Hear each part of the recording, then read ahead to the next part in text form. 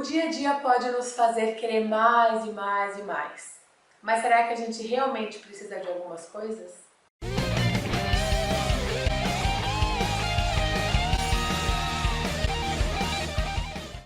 Oi, gente, tudo bem com vocês? Bom, eu poderia começar falando sobre a compulsão que às vezes a gente entra em ter o último lançamento do celular, o carro mais maravilhoso. Não, aquela roupa com certeza vai me trazer a felicidade que eu estou esperando.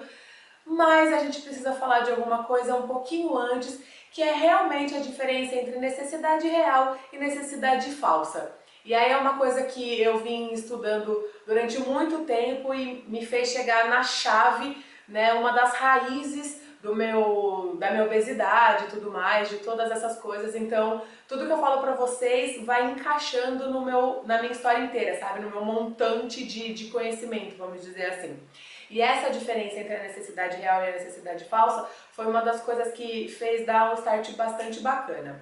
Então, a diferença primordial assim entre as duas coisas é que a necessidade real, ela é uma coisa mais madura, uma coisa mais adulta, vamos assim dizer, né? Uma coisa do dia a dia que a gente realmente precisa para poder organizar o nosso dia, que a gente precisa fazer e tudo mais. Isso é uma necessidade real. Por exemplo, noite de sono, você ter um trabalho que te deixe feliz. Isso é uma necessidade real de um ser humano, né, adulto.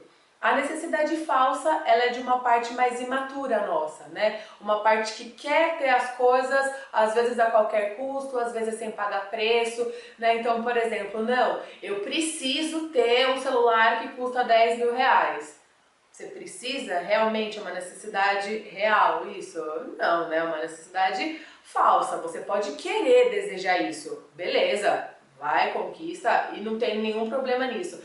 Mas você, sabe, ficar naquela coisa de nossa, eu só vou ser feliz se eu conseguir aquilo, isso daí pode ser, né, uma necessidade falsa. E a outra coisa para poder diferenciar as duas é isso. Normalmente a necessidade real ela é mais relaxada. Você sabe daquilo, você luta por aquilo, você vai e faz e beleza. E a necessidade falsa, você sempre fica querendo mais, você nunca é preenchido, né? É um buraco que você não tem condição, né?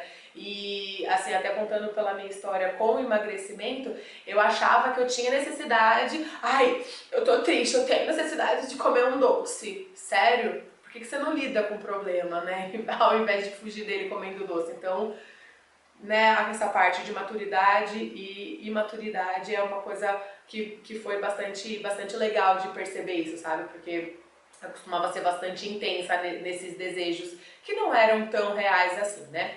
E aí, contando um pouco sobre a minha infância, como sobre isso começou, assim, a necessidade real de uma criança é carinho, proteção, cuidado, nutrição, né? Todas essas coisas que realmente fazem parte do desenvolvimento e do crescimento da criança. Né? E isso vem trazendo para a idade adulta e tudo mais, que a gente continua se cuidando, né? E fazendo as coisas pela gente. E aí, às vezes pode dar uma misturada, porque cada pessoa leu esse recebimento dessas coisas dos nossos pais de uma forma, independente do que aconteceu de fato.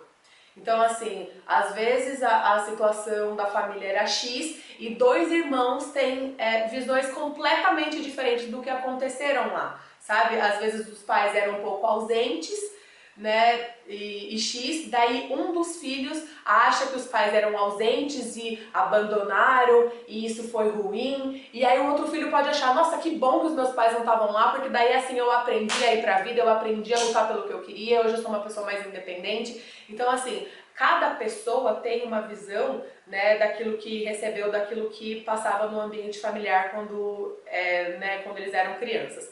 E aí comigo foi assim, os meus pais, eles precisavam trabalhar, né, pra me sustentar, pra garantir o meu futuro e tudo mais. E aí eles me deixaram com uma babá na primeira infância. E aí, óbvio, meus pais estavam cuidando de mim, eles estavam me dando amor, e a minha babá, a mesma coisa. Eu não sofri nada, minha infância foi tranquila, só que por algum motivo, né, que não tem tanta importância, não sei nem se um dia eu vou achar um motivo, mas por algum motivo a minha ótica infantil leu aquele cenário como abandono. Meus pais me abandonaram. me abandonaram, eu fui abandonada e coitadinho de mim, sabe? Não houve o abandono, e que isso fique muito claro, não houve o abandono, meu ambiente familiar, ele foi construído com muito amor, com muito carinho, mas por algum motivo eu li aquilo como abandono. E aí, durante muitos anos da minha vida, aquilo ficou congelado em algum lugar da minha consciência, do meu físico, sei lá da onde, aquilo ficou, né, encoberto. Só que aquele sentimento de abandono sempre vinha. Então, durante muitos anos da minha vida, eu procurei relacionamentos que me preenchessem. Nossa, que me preenchessem foi que me preenchessem. E aí, eu fiquei buscando esses relacionamentos, não só relacionamento com homem, mas em amizades e tudo mais. E eu sempre me lasquei nessa parte do abandono. Então, assim, tem uma amiga que não sei o que, ela é super sua amiga, de repente você descobre que ela tava falando mal de você, e aí ela foi super filha da mãe, e isso era um abandono, né? Um corte com a nossa amizade e tudo mais. E com os homens era a mesma coisa. Não tinha exatamente um abandono da pessoa pegar as coisas, arrumar as malas e sair. Não era esse tipo de abandono, era um abandono mais do dia a dia, era um sentimento de abandono, uma coisa bem mais emocional, sabe? De que eu achava que se o cara não prestasse atenção no que eu tava sentindo e no que eu queria, na hora que eu queria, nossa, pronto, ele me abandonou, ele não pensa em mim, nossa, que dor. E daí, claro, né, se vocês souberem de alguém que esteja precisando de novas atrizes para fazer o remake de Maria do Bairro, me chama. E eu era mega dramática, só que o que acontecia? Você olhando a situação em si, por exemplo, tal pessoa, sei lá, não deu o que eu queria na hora que eu queria, não deu aquele carinho, aquela atenção que eu queria na hora que eu queria, do jeito que eu queria. Beleza, isso é desse tamanho. Ok, tranquilo. Como que eu lido com isso? Desse tamanho. Ok, tá tudo bem, a pessoa não quis, a pessoa não percebeu que eu tava precisando, eu também não falei o que eu queria que ela fizesse, então tudo bem. Tá, doeu, eu gostaria de ter recebido esse carinho, mas tá, vamos seguir a vida. Só que não. A gente vai, né, pelo menos eu ia, pra aquela coisa, pra aquela dor, como se aquilo fosse a última coisa do mundo e como se aquela dor fosse insuportável. Por quê? Porque o sistema, né, o físico, o inconsciente e tudo mais, ele tenta fazer você lembrar daquela dor de lá do passado da sua infância que você não preencheu. Daquela dor do abandono. Por isso que dói tanto, pra você falar, ué, não faz sentido eu fazer esse estardalhaço por causa de uma coisa desse tamanho, tem alguma coisa por trás disso.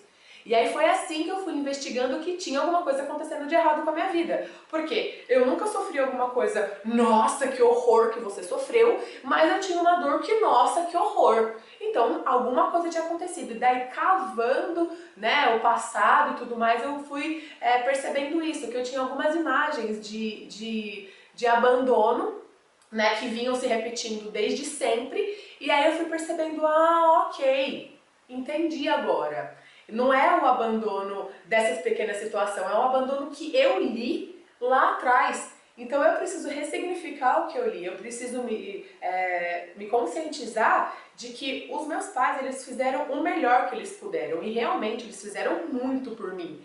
Só que eu li como alguma coisa faltando. E aí o que eu preciso fazer em relação a isso? Eu preciso cuidar disso que está faltando em mim. Sabe, esse sentimento de abandono foi uma coisa que eu carreguei comigo durante muito tempo, porque eu me abandonava, eu não me valorizava, eu não cuidava do meu corpo, eu não cuidava da minha saúde, eu não cuidava do meu dinheiro, eu não cuidava dos meus relacionamentos, porque do mesmo jeito que eu tive amigas falsas, eu também virei a cara para várias delas durante muito tempo, porque ao invés de conversar e resolver, eu também saía fora. Então assim, todas essas coisas que eu ia trazendo de abandono foram coisas que eu fui curando em mim e aí agora o sentimento é diferente fora.